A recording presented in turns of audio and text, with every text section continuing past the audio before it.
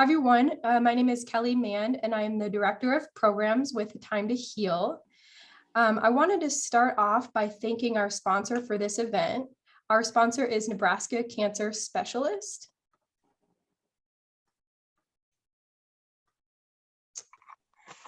Can you guys see the slide? Mm-hmm. Okay. So Nebraska Cancer Specialist, they sponsor all of our Create Your Best Life events, including our session today. And they're a proud supporter of A Time to Heal. Together, we are committed to providing exceptional care and continued support to patients, families, and caregivers. So if you want more information on Nebraska Cancer Specialists, you can go to nebraskacancer.com. Joining us today, we have Rachel Becker. Rachel is the Senior Director of Programs at Cancer+Careers, an organization that empowers and educates people with cancer to thrive in their workplace. They provide expert advice, interactive tools, and educational events. We're very fortunate to have Rachel. Rachel regularly presents on topics related to cancer and work at community-based events and cancer conferences across the country.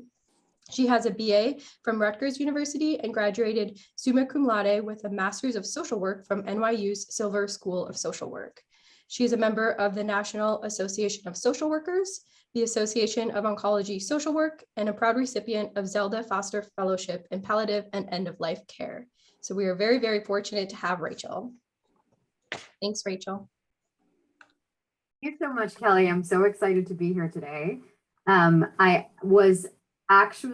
was trying to remember what year it was. I think it was 2015 when I was in Nebraska physically presenting, back when getting on an airplane was something that I did all the time, and had a wonderful experience in the city, lots of great food, lots of great people. And so it's exciting to wake up in New York this morning and travel virtually to be here with you again today. So thank you for having me. My name is Rachel. I'm Senior Director of Programs at Cancer+Careers. I have been with the organization for 7 years. For those of you who may not be familiar with us, we are headquartered in New York, but we are a national nonprofit. So we serve people all across the United States as well as in US territories, to really focus on empowering people who have received a cancer diagnosis to thrive in their work environment, whatever that work environment might be. We do this through a number of resources. We have a comprehensive website, which is available in both English and Spanish. We offer career coaching through this platform. We have a free resume review service where you can upload your resume and we'll pass it along to a career coach who'll polish it up. We have a number of publications. We do webinars ourselves, and we also host 3 conferences throughout the year. Used to be in person. Once again, for the 2nd year in a row, we are hosting all of our conferences virtually. We have a West Coast conference on work and cancer that is coming up on October 16th. It's Saturday. It'll be a full day, deeper dive into some of the topics that we're going to be talking about today, as well as many others. And I encourage you to register if what you hear today is helpful, if it resonates, if you'd like to spend some more time with us, please come and join us. It is Saturday, October 16th. It'll be on Pacific time hours, so you get to sleep in a little bit, and we'd love to have you. So, so excited to see so many people showing up on a Saturday morning. And, you know, when we get a group of this size, you know, it always strikes me that everyone in the room is bringing their own story. And everyone is bringing their own experience and likely to be in different places in terms of your own work in cancer journey. So some of you may have just received a diagnosis and are right now trying to figure out how everything is going to come together, trying to figure out what work and treatment are or are not going to look like for you together.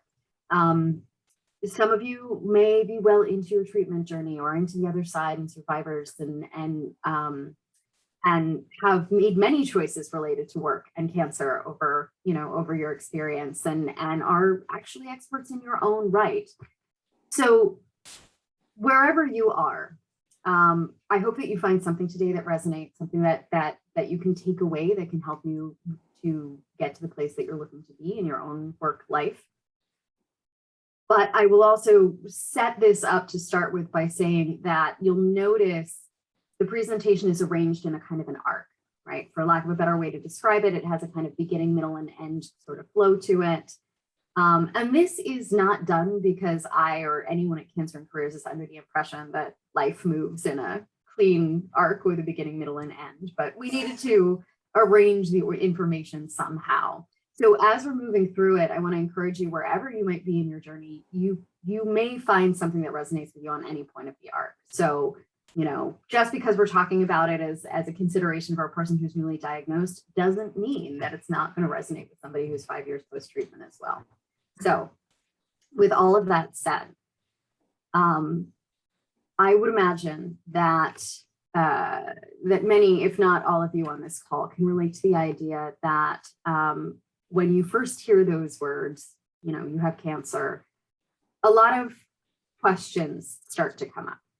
And that can feel overwhelming, right? To kind of try to step back and take a look at those questions and figure out how to answer them, you know.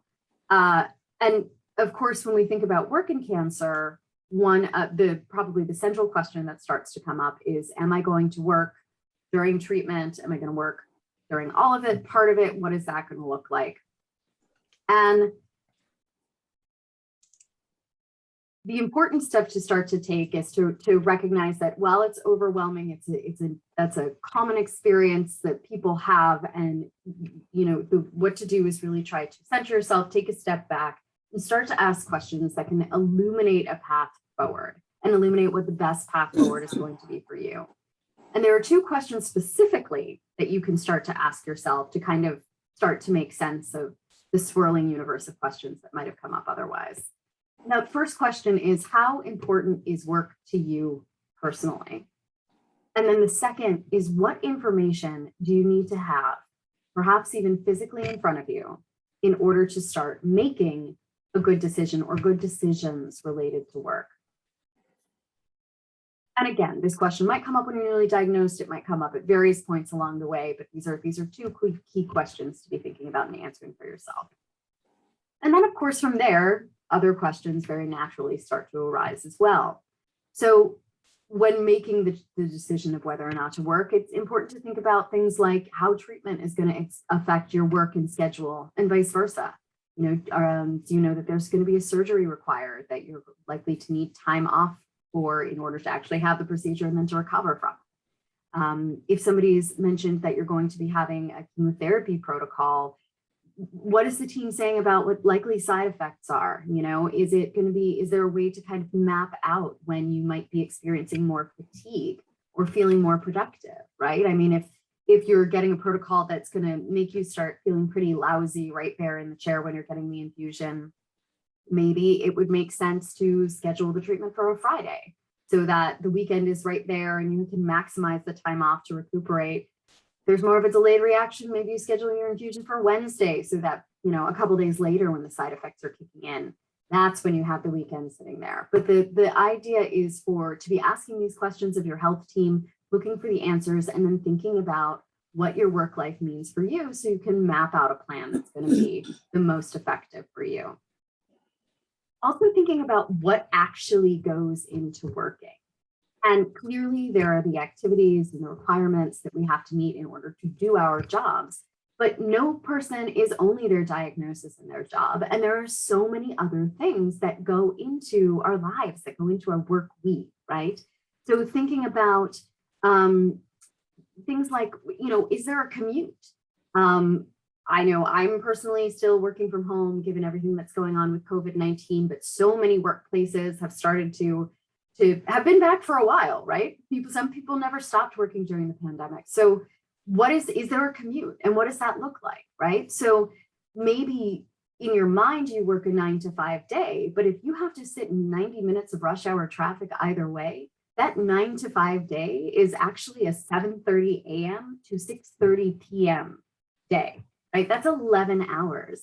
So if your team is telling you that the chemotherapy is likely to start causing fatigue, is it going to be realistic for you to continue to carry that off? Also thinking about how flexible your work environment is. Would they be willing to let you shift your schedule or maybe work from home if that's an option? We're going to talk more about this in a few slides when we talk about working through treatment, but it's an important thing to consider. And then, of course, for many people, financial and insurance needs are the key decision driver, right? For many people, working during some or all of their treatment is not an option at all because they need the money and they are carrying the insurance, and that is very valid. But it's also the case that it's not the primary driver for everybody, right? For some people, it may not be a factor at all. For some, particularly in this country, our work is very identifying, right? It's part of who we are. And so when we're facing a cancer diagnosis and somebody tells us, the way that you do your job is going to change, you might need to take time off, you might not be able to work as intensely, whatever it is that they're saying, that can feel very personal, right? And that can be very hard emotionally to hear. So thinking about, what your personal relationship to work is, right? That question, what does work mean to me personally? And knowing whether work is going to be something that maybe helps you to feel normal, right? That helps you to feel like yourself. We talk to a lot of survivors who tell us that work for them is a coping mechanism while they're going through treatment or once they start, coming out of the other side. So having a sense of what all that is, communicating that with your healthcare team, and knowing how that factors into your personal choice about whether or not to work. Remember a couple of slides ago, I mentioned the need to perhaps gather information to have physically in front of you. And this slide breaks down into 3 buckets, the types of information you're likely to want to collect. So the first is medical and treatment info. We just spent some time talking about that, right? Side effects, time off for surgery, et cetera, et cetera. And then the second bucket is work information. So that's going to include things like leave policies, any pre-existing flexibility options that sit there, right? And typically, these are outlined in some sort of an employee handbook that we're given when we're hired. Nowadays, it's maybe not a physical handbook, but it's an online portal that you go and take a look at. But these are usually written down somewhere. Most people don't take the time to read them typically when they get hired for their job. I know I didn't. But in a moment where you're making these choices about whether or not or how to continue working during treatment, finding that handbook, taking a look through it, there can be some really valuable information. And then this third bucket is legal information, right? And we bring this up not because we think a situation is likely to become litigious, but rather because there are laws, workplace laws that exist, which if you are able to access them, not everyone is eligible for access. We'll talk about that in a minute. But if you are, these laws can often be the key tools that help you to continue to work during all or part of treatment. But we don't tend to think of laws as tools, right? We typically in this country tend to think of laws as things we want to stay on the right side of. We definitely don't want to think about them in context of our job. But unless, well, maybe if you're an attorney, you want to think about the law in context of your job, but I'm sure there are a few other types of jobs. But the goal here is really to kind of help you get a grasp on what you might need to know in terms of legal information that can be a benefit if you're looking at working during all or part of treatment. Rachel, can I ask a quick question? Absolutely. So if we could go back up just one slide. Sure. And you're probably going to get to this, so I apologize if I'm jumping the gun. No problem. When you talk about potential side effects, is it probably best to plan for worst case scenario rather than waiting till it actually happens? Or which strategy would be best in terms of allowing your company enough lead time to— We're going to spend a lot of time talking. We're going to spend a lot of time talking about disclosure. It's a great question. We're going to spend a lot of time talking about it. What I will say up front is, as a social worker, the sort of general answer is it's going to depend from person to person. And I never encourage planning for worst case scenarios, right? Think through them, maybe, but I don't know that we necessarily plan, because we don't want to spend too much time dwelling in what we don't know, right? There's so much unknown. We don't know what's going to happen. And we'll talk about that. I just wanted to, when I say plan for worst case scenarios, in terms of, again, allowing, I didn't know how much lead time most companies need to make decisions about medical leave and those kinds of things. I know my own company was able to respond very, very quickly, but I wasn't sure if that's the case across the board. Yeah. So, I mean, it's going to depend. And it's also the case, I think, that not everyone is necessarily going to have a lot of lead time. You know, sometimes things just have to happen very quickly. I was speaking with someone a few weeks ago who went to the hospital with what he thought was a stomach issue and suddenly was being admitted for inpatient chemotherapy because it turned out it was something, you know, and he didn't have the luxury of lead time, right? So it's going to vary from person to person, but we will spend a lot of time talking about disclosure and having those conversations at work. It is a topic that we feel is incredibly important and an area where someone who's diagnosed with cancer can be really empowered. You know, it's the experience of going through treatment, of hearing you have a diagnosis can feel so disempowering for so many people, right? And knowing how to talk about it, knowing how to tell your story, knowing how to share that information is actually one area where we can continue to be in control. So we're gonna spend a lot of time talking about that. Perfect. Thank you. Of course. Thank you for the question. So as I was saying, the Americans with Disabilities Act is the one law we're going to spend some time talking about today. And as I've mentioned, I am a social worker. I'm not an attorney. So if you do have very specific questions about the law and how it applies to you and whether you have access to it, I do recommend reaching out to a legal expert. But for the purposes today, I'm going to give you kind of a 10,000 foot view so you know what it is, you know where to go for more information. And so to start with, the ADA is a federal law, meaning that it applies in all 50 states. And the part that is relevant to work in cancer comes from Title I of the law. And as I've been mentioning, like all laws, there are certain requirements that must be met in order to be able to use it. So in broad strokes, your employer must have a minimum of 15 employees in order for the law to apply to them.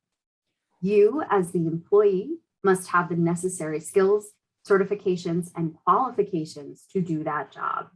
And then third, your disability must meet the criteria that is determined by the ADA to be a disability.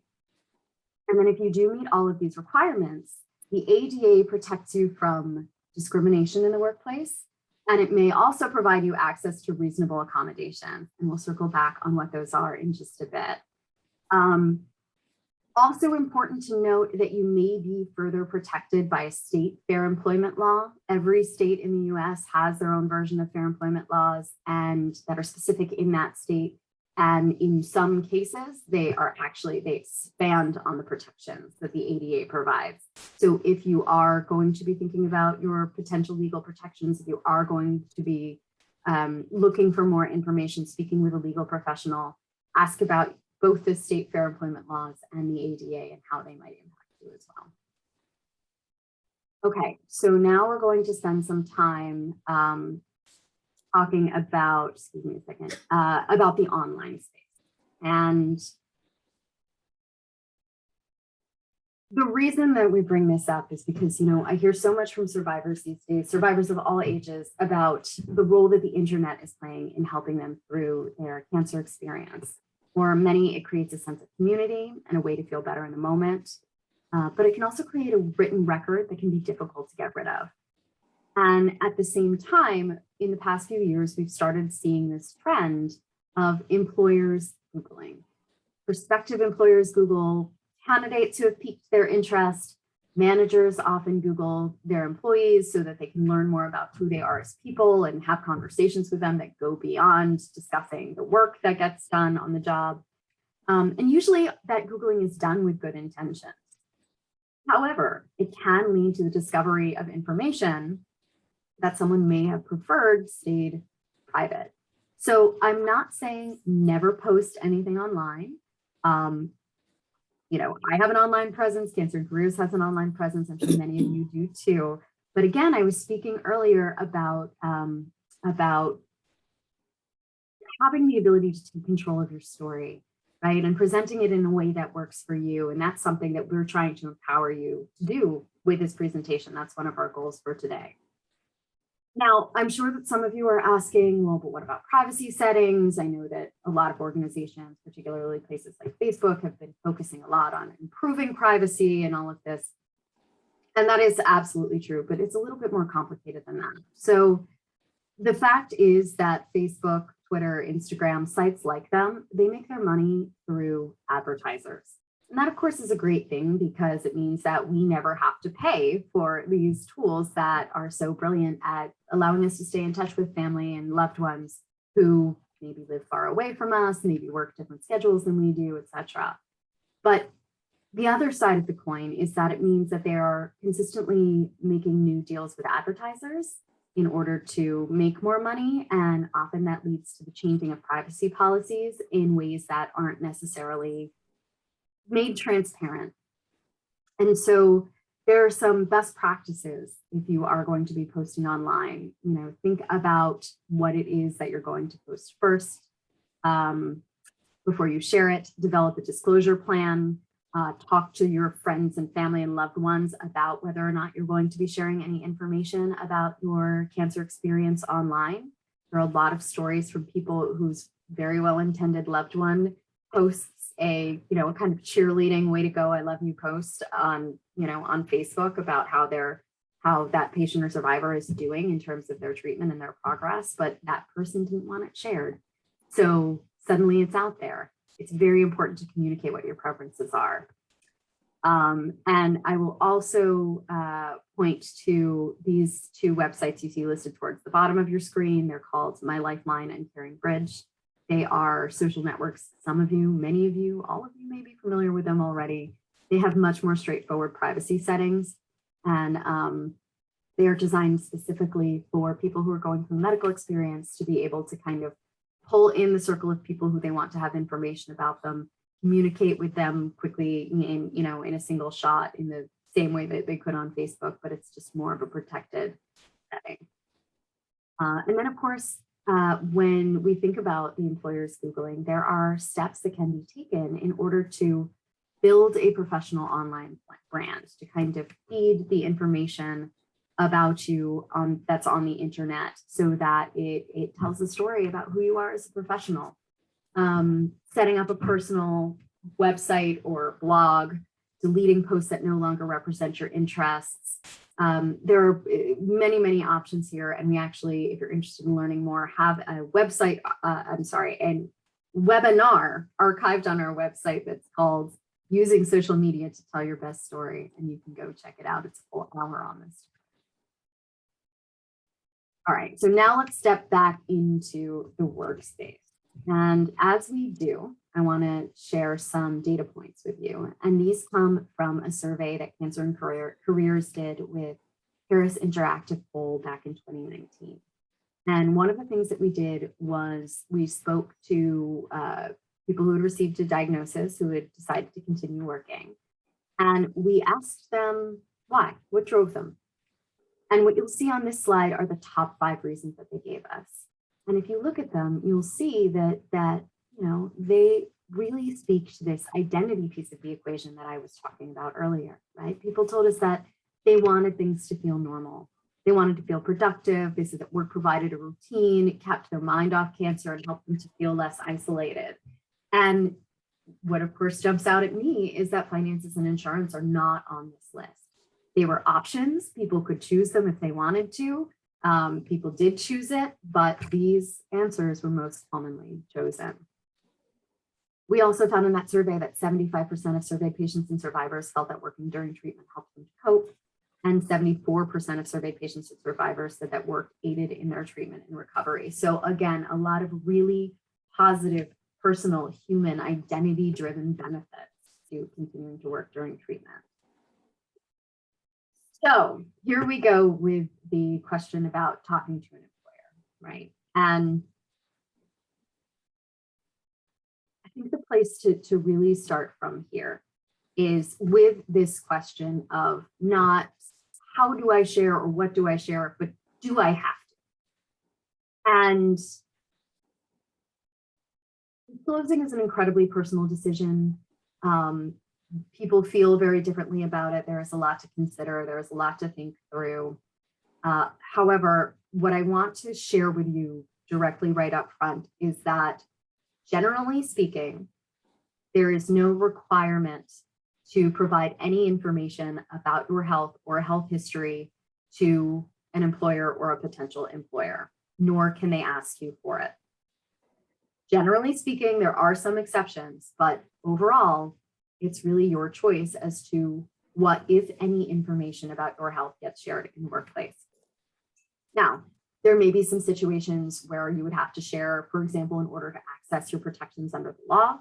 We're going to spend more time talking about the ADA, but if you wanted to access one of those reasonable accommodations that I mentioned, you might have to share something about what's going on with you medically in order to justify the request. But that doesn't necessarily mean sharing every last detail about your diagnosis or your prognosis, right? It just means providing some support. So maybe if you're experiencing neuropathy in your hands and you want to request an ergonomic keyboard, you say, I'm experiencing neuropathy in my hands, not I'm experiencing neuropathy in my hands because of my chemotherapy, right? So it all exists on a spectrum.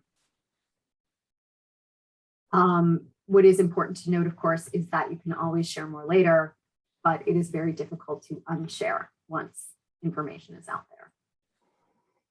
So when thinking through how to make a disclosure at work, if you do decide that you do want to share, there are two major things to consider overall. The first is, so actually we're still making the decision on this slide. And so two major things to consider overall. The first is, how is your treatment going to interfere with your ability to perform your job duties, and what legal benefits might there be to telling?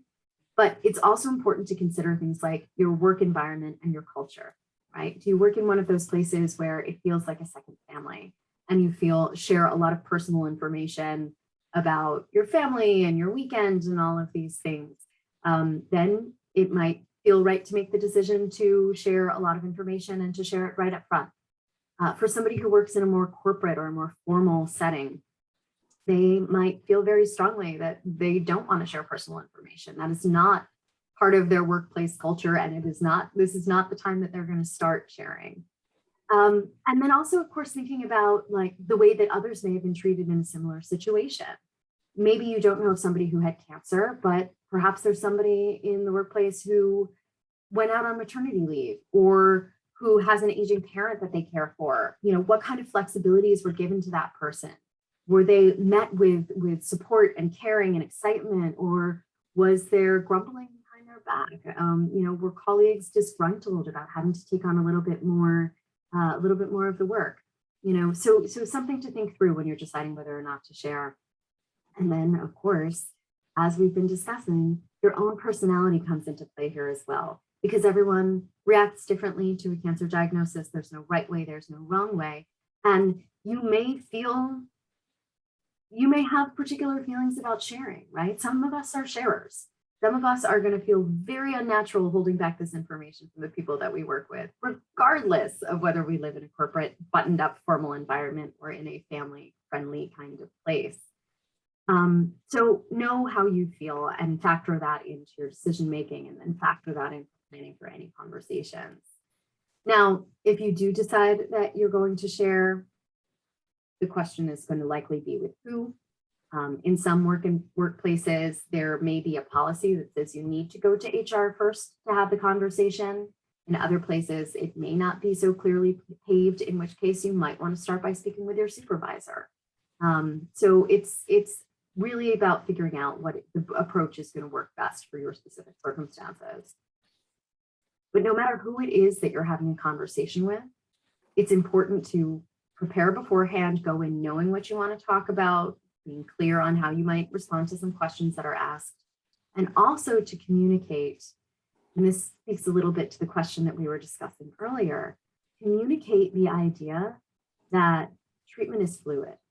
Right? This is an idea that I think probably a lot of us on this call can relate to, is that when it comes to a cancer journey, what we know today is often what we know today, and it is not anything else, right? Like 3 weeks from now, it could be different, 6 weeks from now, 6 months from now.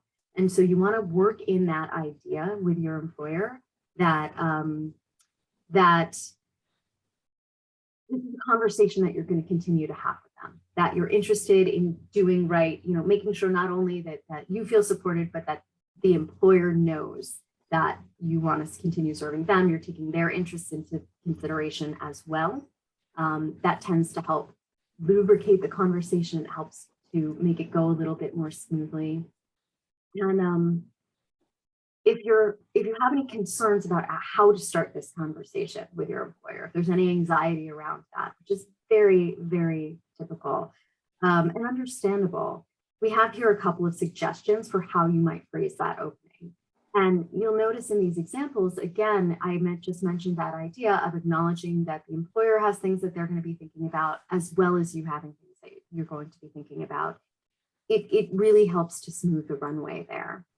And this link you see at the bottom of your screen is to a publication that we've created at Cancer and Careers. It is called The Manager's Kit. I don't recommend using it if you've decided that you're not going to share any specifics about your diagnosis.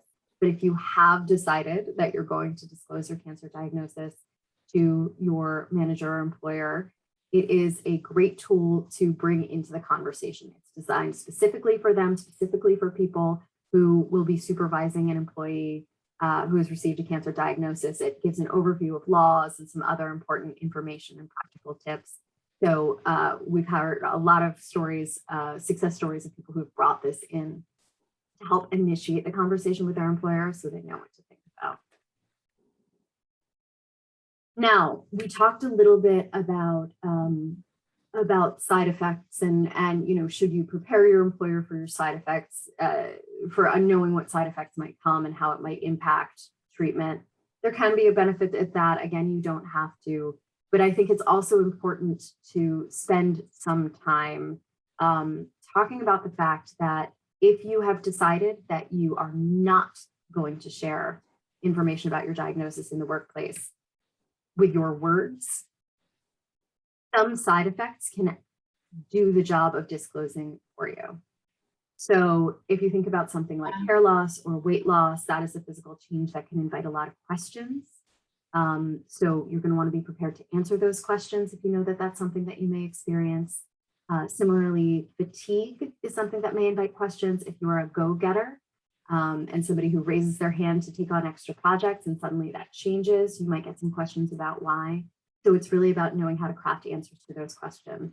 And we have a webinar coming up in November. I believe it's happening on November 3rd. It is a full hour on communicating effectively in the workplace. I will be leading that webinar. And so if you're interested, you can go to Cancer and Careers and register for that. And I think I saw signaling that there might be some questions. Rachel, I'm just wondering. Yeah.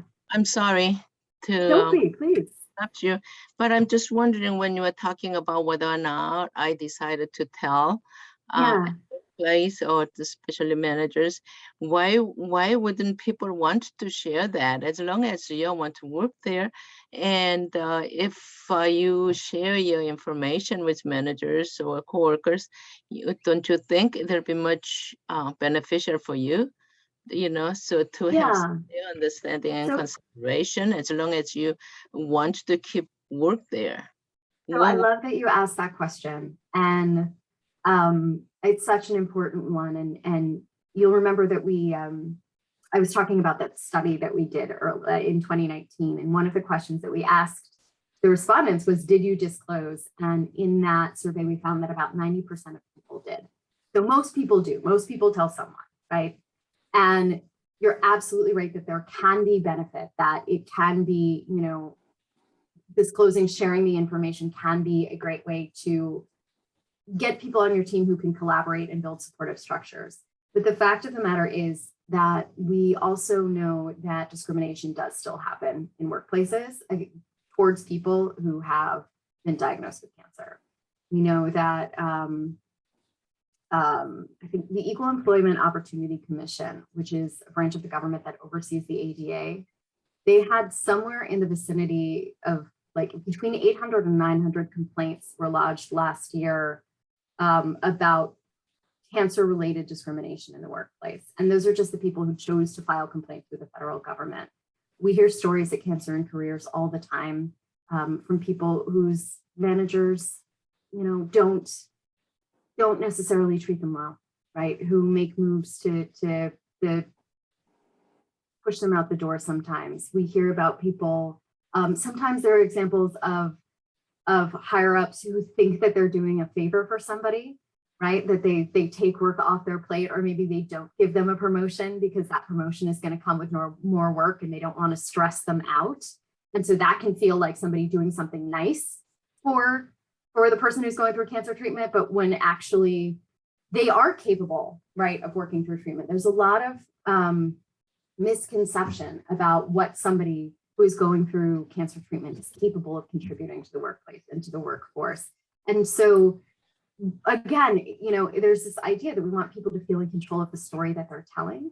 And if there is concern about being treated differently, whether it's well-intended discrimination or an unwell-intended discrimination, maybe they just don't want to spend time talking about it and being asked questions about it in their workplace. It's a valid choice to want to make. It is a legal choice to be able to make. In most cases, you do not have to share. So that is why. Now, while we're talking about side effects, I want to spend some time talking about Chemo Brain because it is the side effect that we are asked about most commonly. People are having trouble focusing and wanting to know what they can do to continue to focus and work productively during treatment. And the fact is that there is no magic bullet solution when it comes to how to make it happen. It's really about going back to basics. And the first recommendation that we make is to let go of the idea of multitasking. And this is a recommendation that we make to everyone, regardless of, or rather I should say it is a recommendation that is a good one for everyone, regardless of their health history, their age, their education level, all of these things. The human brain really functions best when it's focusing on one thing at a time. So turn off email notifications, put your cell phone face down so that you're not seeing all those push notifications come through. Maybe even if you work in an office-based environment, maybe you even put appointments on the calendar, right? Where say from 1 in the afternoon to 3 in the afternoon, you're just going to focus on a project. You're not going to answer the phone. You tell your team, you tell your supervisor, like, I'm going to take time to dig into this project, but then I will be back on at 3 o'clock and I'll be able to answer questions and respond to emails and all of these things. That can take off a lot of the stress of feeling like you have to jump and respond and pay attention to something else other than the project at hand. We recommend writing things down by hand. There have been a lot of studies done that show that actually holding a pen or pencil and putting it to paper and making notes that way helps you to integrate and remember information better than typing it does. And also the case that stress and anxiety can often impact our ability to focus. And so developing a self-care practice, building breaks into your day, and they don't necessarily have to be long breaks. It can be, 2 minutes that you just get up, go outside, breathe in some fresh air, maybe listen to a song that you like, whatever it is, meditate, whatever it is that's going to work for you to kind of help press the reset button, kicking some of that stress to the side, recentering, that can really, a little bit can go a very long way in terms of helping you to refocus. Rachel, if I could interrupt real quick and again, I'm Brenda Helgen. I'm Executive Director of A Time to Heal. Just to let everyone know, we do have a free program that is called Brain Fog. And it addresses all of those strategies and much more that Rachel talked about. We are right now in the middle of redoing our curriculum, but we hope to have that program available again to everyone, hopefully by the first of the year. So stay tuned for that. Keep watching our website. It is a great 8-week program that will really help you through your brain fog issues. So I just wanted to put that out there. And again, it's completely free. Amazing. I love that you have that resource. It's so important. Thank you. Okay, so now let's spend some time talking about reasonable accommodations. And of course, you'll remember that I mentioned those as a potential benefit of the ADA if you qualify for it. And essentially what they are, reasonable accommodations are modifications to your job, your schedule, or the environment that you work in that makes it possible for you to perform the essential functions of your job.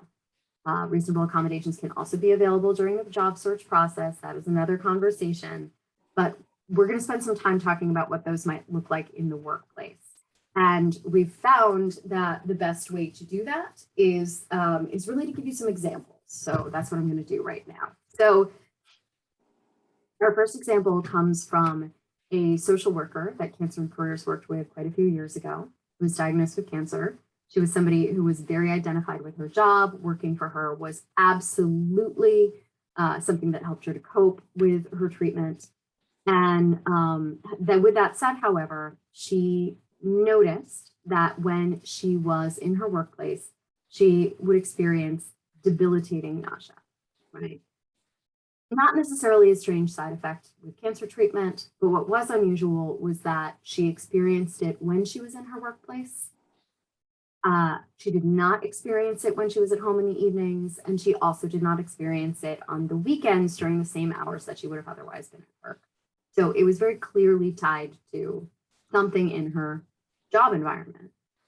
We asked her a lot of questions, we went back and forth, and what we ultimately discovered was that her office was positioned right next to the cafeteria. And so the smell of the cooking foods were wafting into her office, and that was what was causing her to feel nauseated. So for her, the reasonable accommodation was to switch offices with somebody so she could be further away from the cafeteria. Again, didn't make all of her side effects go away, but it did help mitigate this one and make working through treatment a little bit easier. Next example is the gentleman named Frank. He works in a large organization in the finance department, and his job involves printing a lot of documents.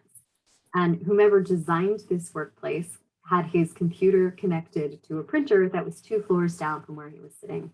So every time he printed a document, he needed to walk up and down stairs in order to get it. His work required him to print a lot of documents, so that was happening multiple times a day. And when fatigue started to set in, this became very problematic. So for him, the reasonable accommodation was for the organization to buy a printer specifically for him that could sit next to his desk and would take away the need to climb all those stairs. So you'll notice in those examples that there's no one-size-fits-all solution. In both cases, we looked at the specifics of what the side effect was that the person was feeling, the specifics of what their job was, and then thought creatively about what solutions might help to make working with that side effect easier. This slide has a number of questions that you can ask yourself to help identify potential reasonable accommodations, whether they be more frequent breaks, doing some of your work from home, requesting a special piece of furniture, et cetera, et cetera. The important thing to remember here is that, well, 2 things are important to remember. First of all, that if you are asking under the ADA, it is something that you have a right to. You're not asking your employer for a favor.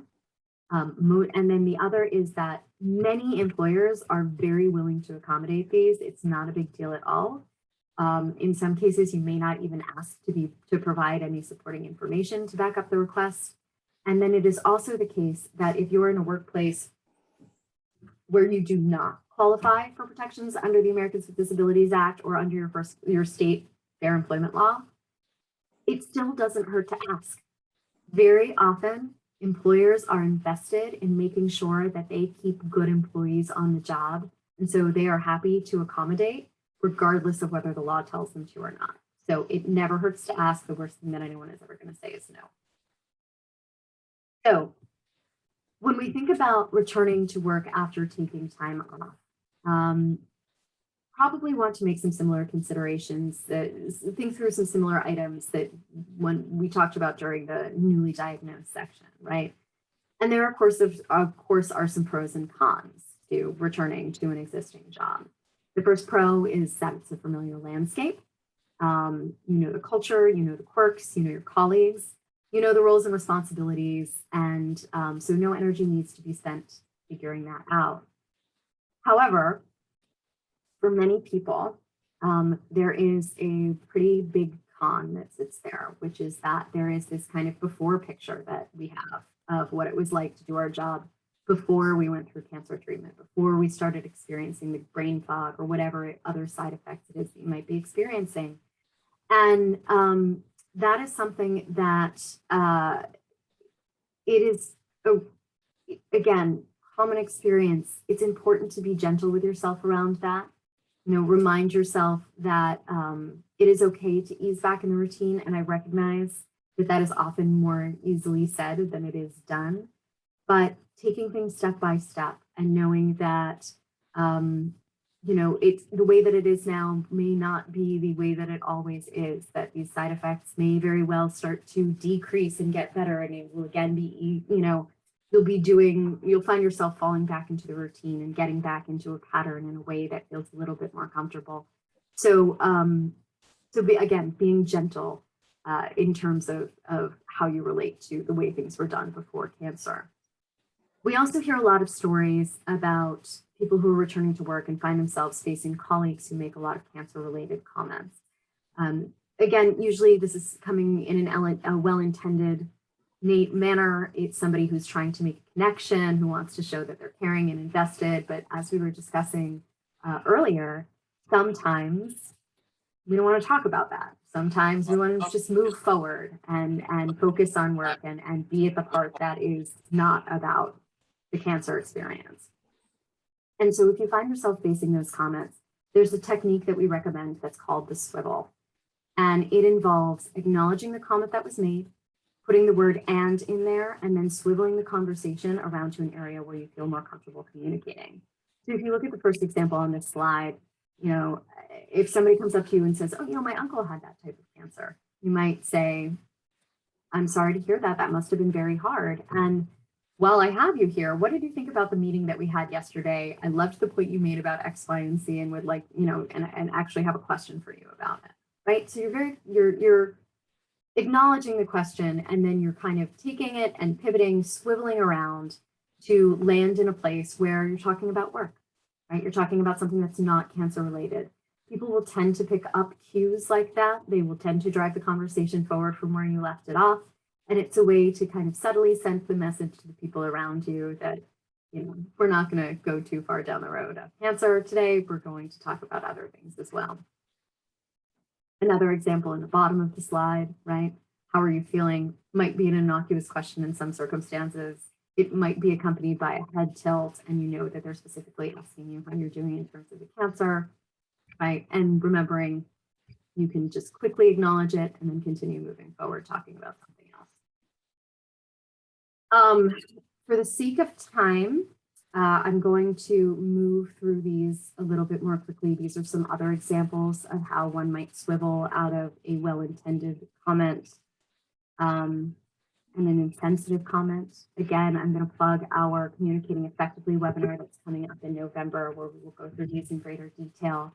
And of course, if anyone is interested in having the slides from today, you can let me know and I will email them over to Kelly after the event so that people can have them. So if you're interested, let Kelly know. We can work on getting those over to you.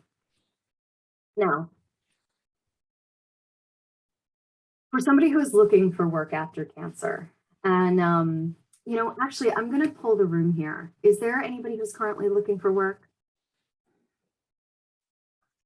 Yes. Yes. Okay, great. And then, of course, I mean, it's important. We were going to talk about these slides regardless, because we never know when we might be looking for work, right? Even if we find ourselves in a stable work situation, things can happen, things can change, and we might unexpectedly find ourselves looking for a job. So this is always great information to have. Some data points on this slide, again, at the top, coming from our 2019 survey with Harris Interactive. And we asked a portion of patients and survivors who were looking for work how they felt about their employer finding out about their cancer status. 49% felt that prospective employers might treat them differently if they disclosed their cancer. 31% felt that their diagnosis had limited their job prospects and their ability to get hired. And 50% expressed at least some concern about getting hired if a potential employer finds out about their diagnosis. So a significant amount of concern amongst the population that we talked to about this information becoming public. And then if you look at the bottom of the slide, these two data points come from academic studies, research studies that were done. And in one of them, in a study with fake cover letters, researchers found that employers expressed 26% less interest in candidates who disclosed a disability than candidates who did not. And applicants who disclosed a cancer history received fewer callbacks from managers than applicants who did not disclose a cancer history.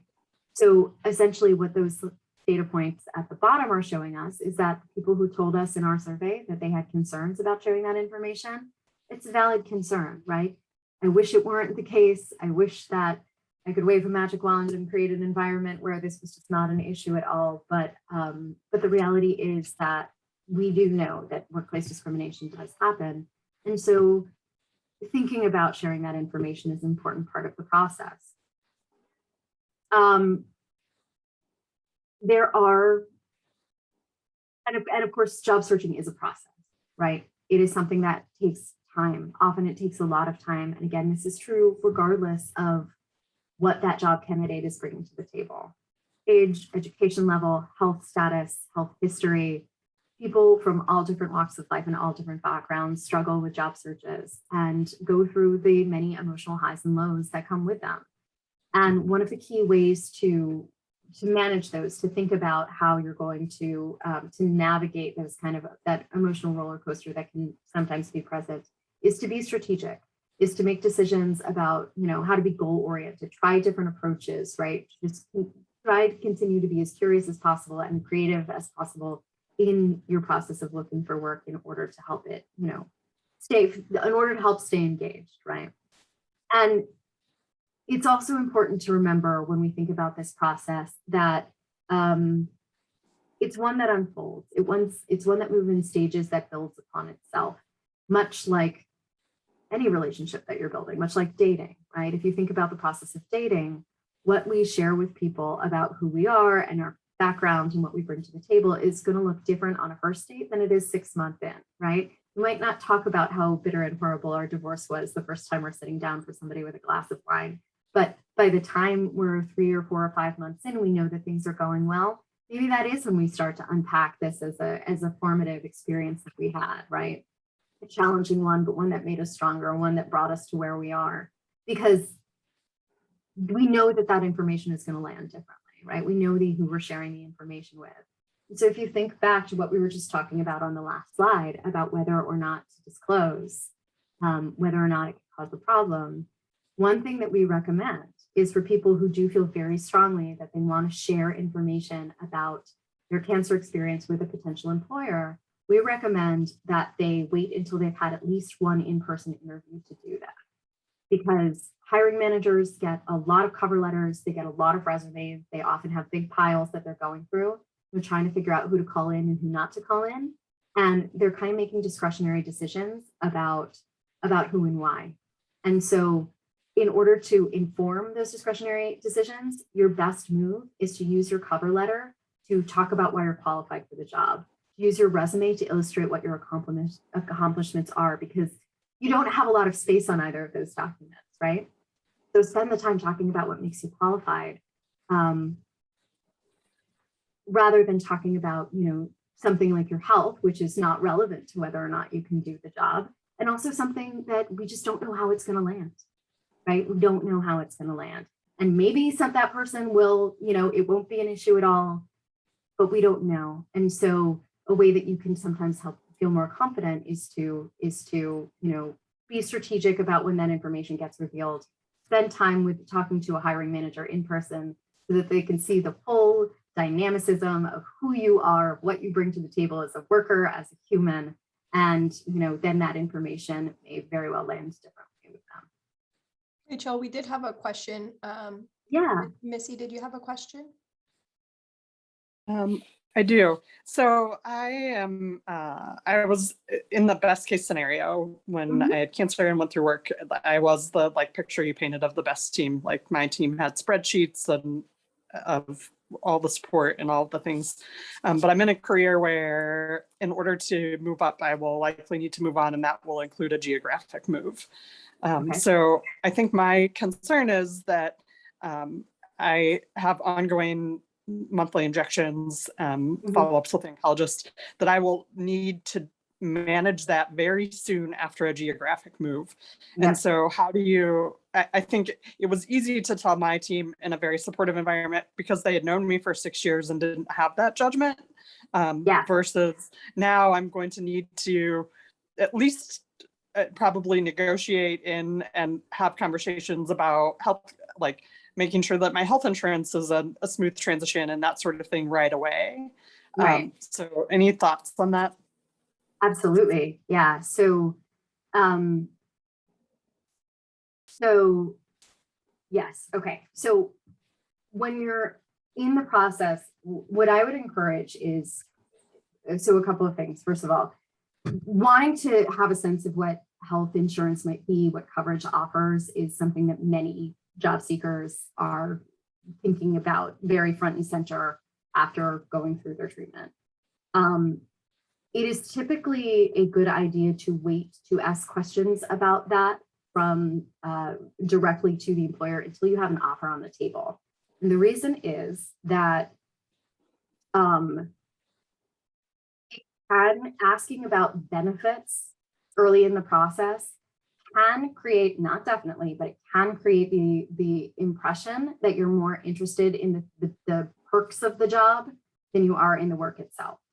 So we recommend early on in the process staying very focused on talking about what makes you qualified, what makes you a savvy candidate, why you're interested in the work, and then holding those questions until there's an offer on the table. Now, with that said, there are other ways that you might find out more about health insurance. So if you network your way into the interview, maybe you talk through somebody who works at the company or used to work at the company, maybe you can go to them unofficially and ask them some questions and get that information ahead of time. Sometimes you can Google and find that information, not always, but there is, if you've heard of Glassdoor.com, that's a place where a lot of employees will talk about their experience working with their employer. So sometimes the information is there. But holding those questions until the offer is on the table can be very important.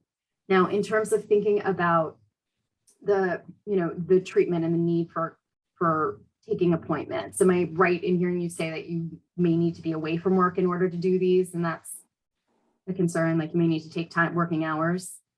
Yeah, I mean, for me, it's just a monthly injection. It's fairly simple, but it happens every 4 weeks. So right.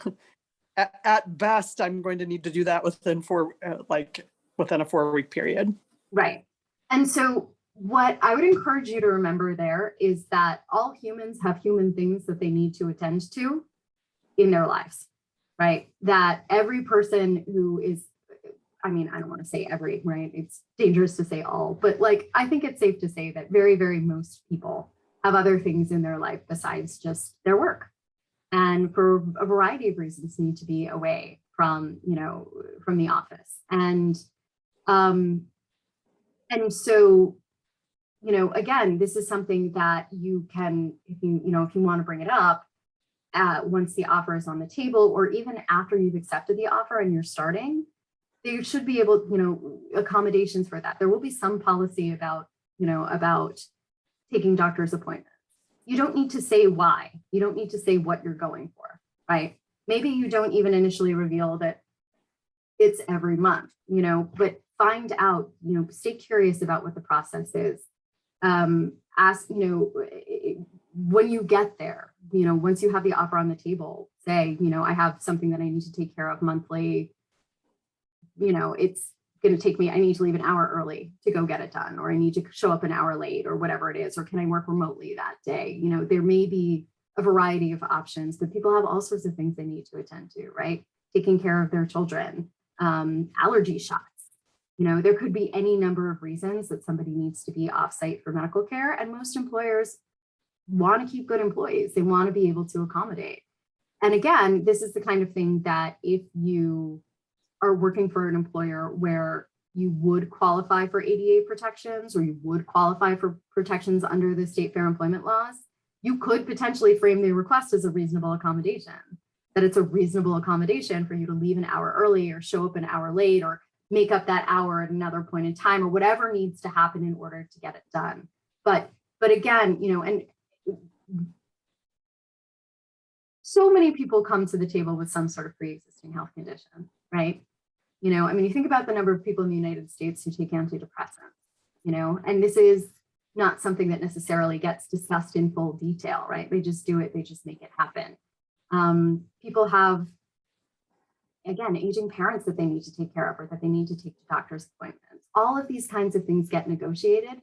We don't necessarily know about them when we're in a workplace because our colleagues don't necessarily share them, right? So you will not be the only person who has ever had a conversation about needing the time to do this. But again, it's knowing where in the process to do it up front. Talk about the most relevant thing for you to be talking about is why you're interested in the job, what makes you the best candidate for the job, what makes you a good fit for the company.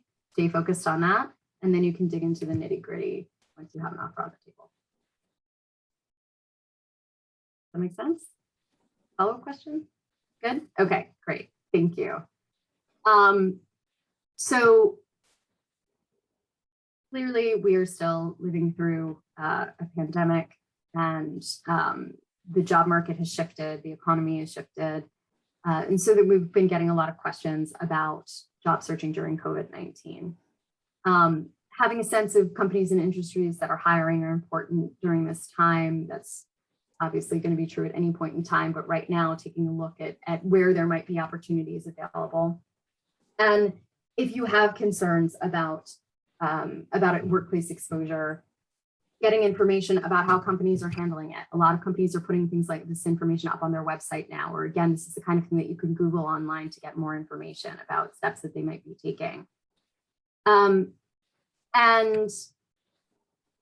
besides those practical questions, you do want to take some time to think about what you are comfortable with, what's going to work for you in your unique situation, and also to be prepared for an interview process that might happen on camera.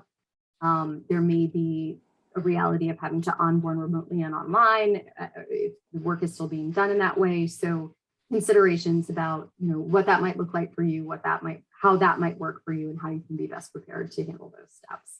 And again, if you have any specific questions about job searching during COVID-19, we can chat about those as well.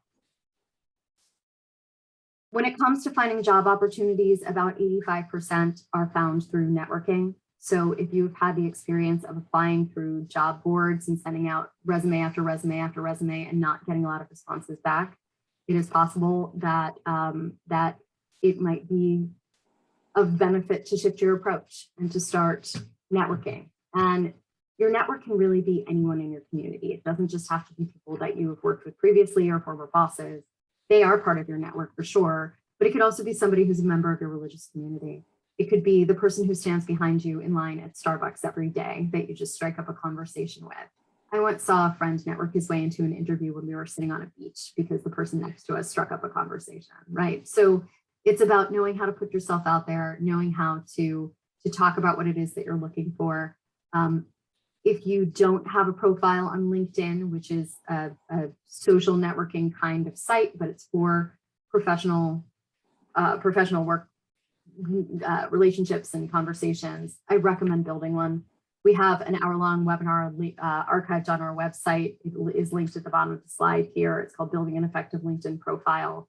And it can really help you understand how to maximize that platform as a networking tool. But of course, LinkedIn doesn't affect time-tested tools of resumes and cover letters.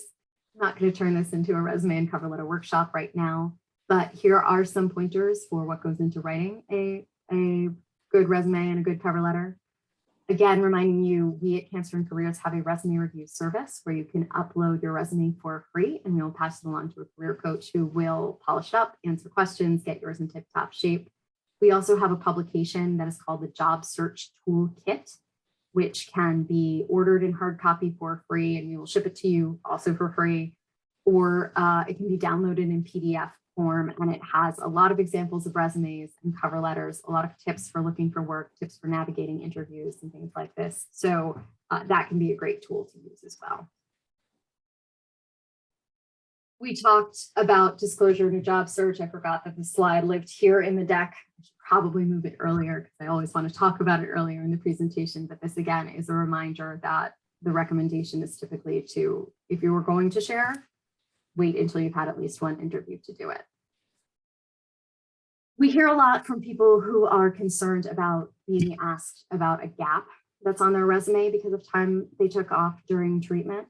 And the first thing that I will offer you is that, well, it is absolutely possible that if you have a gap on your resume, the question will be asked. It is no longer as common of a question as it used to be. I certainly remember a moment in time where a gap on a resume was considered kind of a flashing red light. That was prior to 2008. Since the economic downturn of 2008, hiring managers have become used to seeing gaps on resumes for all sorts of reasons. So they've become less likely since that time to ask questions about a gap in a resume. And then, of course, given everything that we've been through in the last year and a half with COVID-19, we're again in a moment in time where people have gaps on their resumes for all sorts of reasons. And so you may not be asked the question. However, if you are, this is an opportunity for you to swivel. And what I would encourage you to remember here is that, that as we discussed earlier, you know, people, all humans come to the table with human things when they're interviewing for a job. And there are all sorts of things that people leave out in a job interview when they're talking about it, you know, talking about themselves. I mentioned the number of people in this country who are on antidepressants, right? That might not be being brought up in a job interview. My best friend is a type 1 diabetic. She's been diabetic since she was 6 years old. She's never brought that up in a job interview, right? Because it's not relevant to doing the job. And it's not lying to leave out that information. I often hear from patients and survivors who are saying, well, aren't I lying if I say anything except I took time off for my cancer treatment? And the answer is no, you're not. You're omitting information that's not relevant to the conversation.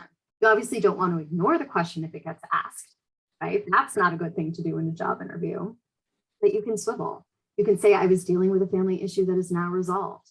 And I'm thrilled to discuss how my management skills can help build the team and grow your business, right? So it's about acknowledging the question, broad stroke around it, and then swiveling around to talk about why you're qualified for the job, what you can bring to the table. This second question can also be true, right? I realized that what I was doing didn't fulfill me. So I took a step back to think about what would make me happy. And I think my tech background would really be an asset, not just for this role, but for the company as a whole. And then you go from there, right? Multiple things can be true about why somebody took time off, what they did during their time off. And the idea is to focus on what's most relevant and what's going to position you best as a savvy candidate in these conversations. We've talked a little bit about researching an employer when we were answering Missy's question about insurance and wanting to understand the insurance up front. There's a lot of information that exists about employers online. Obviously, researching an employer before you go into an interview is a good idea because you want to be able to talk about why you're a good fit for the company, but also doing the research to have a sense of whether this is a company that you want to enter into a contract with, right? If we think about the dating metaphor, when we're dating somebody, we are not just trying to get them to like us, we're trying to figure out if we like them. We're trying to figure out if they're a good fit for us too. So if you're somebody who maybe experienced discrimination in your last place of work and you're concerned about that happening again, perhaps you Google to see if there's any mention of discrimination lawsuits online against this company. That's going to be there. That will be online if someone has ever filed suit against them, and that can be really important information to have. Maybe you want to know if you're going to have access to ADA protection. So you'll want to Google and see if the employer meets that 15-person size requirement in order for you to have access to those protections. I mentioned Glassdoor is a place that has a lot of information. LinkedIn does as well. So really encourage you to find out more about who you might be interested in entering into this long relationship with. And then, of course, the goal of any job search is to get a job with a new employer. And one of the major pros is that it is a fresh start, right? If you don't want your information about your cancer experience to be public in this place, your foot is on the gas as to whether or how that information gets shared, if it ever does. On the other side of the coin, it is going to take a little bit of energy to figure out how to be successful in the environment, right? How do you assimilate? How do you handle it if you're still in treatment? What goes into actually getting the tasks accomplished that are associated with your job, and what needs to happen in those steps? That can sometimes feel overwhelming, particularly if you are still bouncing back from some of the side effects of treatment. And so what I will leave you with is a reminder that companies don't hire people with the intention of watching them fail. Employers hire the candidate that they think is going to be the best person for the job. They hire somebody who they are invested in seeing succeed. And so asking for supports, asking for questions, asking if you can review a training video for a second time, or make an appointment with somebody to pick their brain about how something gets done, right? That is a wonderful way to kind of make a good impression. It shows that you're invested. It shows that you're thoughtful and that you care about your job. You don't have to walk into a new role and hit the ground running and put in 80 hours a week in order to make a good impression. Show up as yourself, show up as invested, get to know your colleagues, and know that your employer is there to help you succeed.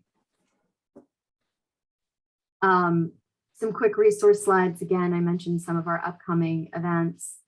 I've got some job search resources on this slide for those of you who are looking for work. Financial resources as well for anyone who might need those, and then some additional resources on legal information, where to go for details on employer rights, etc. And then there's my contact information. So I know we're at 12, well, I'm on the East Coast, so it's 12:16, so we're right at the end, but if you have any questions, feel free to shoot me an email and we can get those answered. So thank you so much for being here and for your great questions, and Thanks. I wish you all lots of luck. Yeah, thanks, Rachel. We did receive several requests for the slides, so I will Great. be sure to include those in my follow-up email. I'll have a link to the recording in addition to those handouts with the links. I think that will be really helpful, Rachel. Thanks for including Sure. all of that. We did have Absolutely. one question. I don't know if you have time or if you want to just follow up offline. And I can answer this. Yeah. Okay, I'll go ahead and ask it. And if folks are unable to stay on because we're at time, then we completely understand that. The question just was a general question. It just says that they have a BA in public affairs and communication, and they're looking to return to work after cancer treatment. And they're wondering if you have any ideas on a safe area to return to part-time work. Might be a case-specific question, but just any thoughts on part-time work after cancer treatment? Yeah, so this is a great question for a career coach, which I am not. So I will address it, but I'm also going to put in a plug for our Ask a Career Coach message board. We have an online message board at Cancer & Careers. I will put our website in the chat box here, so you have it. Perfect. And not to interrupt, because I know you still have a second half of that answer. Yeah. I'll go ahead and include a lot of these links as well in our follow-up email. They'll be in the slides, but if it's easier to just click on a link from an email, I'll go ahead and include some of those top links that you're sharing, Rachel, in my email too. Great, thank you. What does strike me though is that communications is such a hot thing right now, and it occurs to me, so you might consider setting up some sort of like approaching consulting jobs as well, which could be part-time. That, you know, there might be like, I think one of the kind of benefits of everything that we've gone through in the last year and a half is that so many industries have learned so much about working remotely and the capacity to do it and the capacity to pull things off. We actually got rid of our physical offices at Cancer & Careers because we realized that we don't need them because we can work so effectively. And I think a lot of places are, and what that has opened the door for us and for others is the realization that we don't need to hire people who live geographically close to us. So something you might consider. I don't know what the startup community is like in Omaha. There is a strong startup community out in Nebraska. There certainly are on the coasts. And Denver is also a hub where there are a lot of startups. And so there may be some startup companies that are looking for somebody to help craft their messaging, to help them craft their communications, where you could put in a couple of hours a week and pull things together in that way. That's a thought that I have. Definitely ask our career coaches for advice because they will have more than I do. But do that. Get your submit your resume to the resume review service as well. She'll help you get that polished up for you. But I will also throw out this idea that I often hear from people who are looking to go back to work, who kind of have this idea that this sense that they need to look for a perfect thing, the perfect job, the perfect right fit. And I like to remind people that you don't have to put that pressure on yourself to find the perfect thing, that you can take temporary roles, right? That sometimes a temporary role is a good move, that it can be beneficial to take what I call the lily pad approach, where if you're trying to get to the other side of the pond to that really great thing, sometimes you need to make these little temporary stops along the way in order to bridge that distance. And so be open to opportunities, be willing to try new things. Again, temporary roles can be great. There is a job board called Flex Jobs, which offers entirely remote and flexible positions. They are well respected. They are well vetted in terms of the opportunities that they post. So this is one of those exception job boards where we definitely hear stories about people finding great opportunities through there. Mm-hmm. They do have a paid membership. So it's like, I think it's $50 a year in order to apply for jobs. We have a discount code with them, which is the word cancer, all caps. That'll knock 50% off of that fee. You can read the ads for free. It's applying for them that you pay for. And then, so with a discount code, it's $25. And then if you still have concerns about that fee, shoot me an email because we do earmark some money to help pay for memberships to Flex Jobs as well. Thanks. So yeah, that's a great resource. Thanks, Rachel. Yeah, absolutely. They've got an amazing blog too, by the way. Like go and read the articles that they've written about looking for work and flexible work and thinking about all of that. It's a wonderful resource. Yeah. Steve has a question and we'll leave it at this being the last question. If there are follow-up questions that you guys have, you can feel free to reach out to me and we'll get some resources back to you, but we'll have Steve be the last question for today. Thank you very much. You mentioned privacy and social media. A couple of things that I did. You can turn your settings off so that no one can see if that's what you want to do at the beginning. But more importantly, a lot of the groups have private, a lot of the cancer support groups have private settings. Mm-hmm. And you have to apply to join. And once you join, no matter what you post in that group, no one outside of that group will see anything you say. So it won't appear on your main page, but usually you can get great information from some of the Facebook support groups, especially the private ones, if that's what you want to do. Absolutely. And thank you for making that point. It's such an important one. And we actually, on our website, we have a full hour-long webinar that's called Disclosure, Privacy, and Online Brand, where we talk about more of these topics in detail. It's an excellent point that you make that there are forums where there are a higher level of protection in place. And it's always a good idea to take a look at what those settings are. Understand how protected a forum is before you participate in it and what kind of privacy protections are there and available. Absolutely making your account private can be a beneficial thing. What gets complicated about Facebook and sites like it is even if your account is private, it's still like people can screenshot. If somebody likes and shares, the algorithm can sometimes move their activity onto their profile, so it's not entirely protected. Basically, the idea is that you just want to be aware that anything that you're putting out there could potentially wind up somewhere else. It's just a reality. It's not necessarily a bad thing. It's also the case that any employer who's Googling is not likely going to go to like page 5 of the Google results that they get on you. They're probably going to stay on page 1. So, you know, this again speaks to like building your online brand, stacking the deck with the things that you want the person to draw the person's attention to, and knowing that, you know, even if there's something out there that maybe you wish there wasn't, there are ways to kind of bury it, not see it. And then of course, knowing how to swivel out of any questions you might get asked can be helpful as well. Well, thank you so much, Rachel. You've shared so much helpful information. And like I said earlier, I'll go ahead and include a lot of these resources in my follow-up email. If anybody else has anything else that they'd like to get Rachel's insight on, please feel free to reach out to me. I know Cancer & Careers has such a plethora of resources, and so we can get you connected with the right resources. Thanks again, Rachel. This has been really helpful. So at this time, we're going to end this live event. Thanks, everyone. My pleasure. Thanks all of you. Such great questions. Take care.